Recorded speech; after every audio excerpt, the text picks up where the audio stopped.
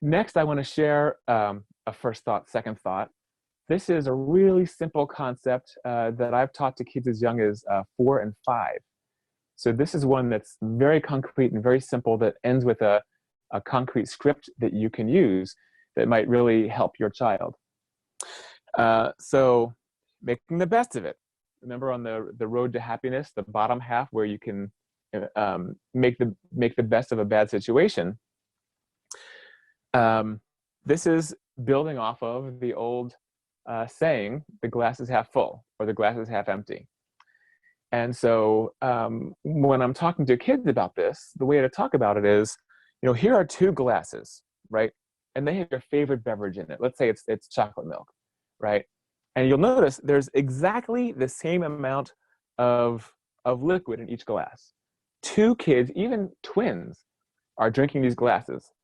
The kid on the left, who sees the glass as half empty, drinks it to the halfway point, looks at it and says, "Oh man, this stinks. I only have half left. That's awful. I wish I had more," right? That's negative thinking.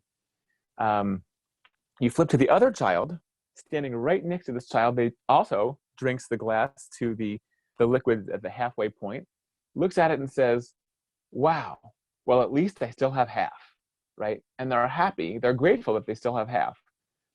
And the difference literally is just in the words that you choose to say, and therefore the thoughts that you have about it.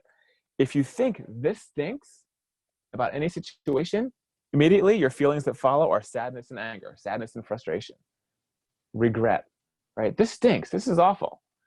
But how do you explain the fact that the person standing right next to you could have the same exact amount of chocolate milk and yet be okay with it? It's all in the perspective. And so back on the think, feel, do toilet bowl of death, this would be a behavior that you could insert and try to have your kids and you say, "Well, at least," about your situation. Well, at least we have a lot of extra family time. I've had some kids who said, "Well, I know we're doing this homeschooling thing, the video schooling. At least we get out at 11:30 or 12 and we have a lot more afternoon time than we did during brick and mortar face-to-face school." So, the kids are starting to work on this "well, at least" idea, which is glass half full. Can you be a glass half full kind of a kid? If your child is making some kind of statement that basically sounds like, "This stinks," see if you can, after you share this, see if you can encourage them. Well, can you say "well, at least," and say, well, at least, and then ... have your voice trail off, and see if your child or the person you're working with can finish that sentence with a "well, at least." Maybe you can stack 2 or 3 or 4 "well, at leasts" about this. My "well, at least" is I have 2 kids who are away, they're college age, and well, at least my family of 4 is back together. So yes, it stinks that we can't go out and do all the outside things that we like, but my "well, at least" is that my family's together, and that brings me a lot of joy. And this is also sort of instant gratitude. We're going to talk more about gratitude in a little bit.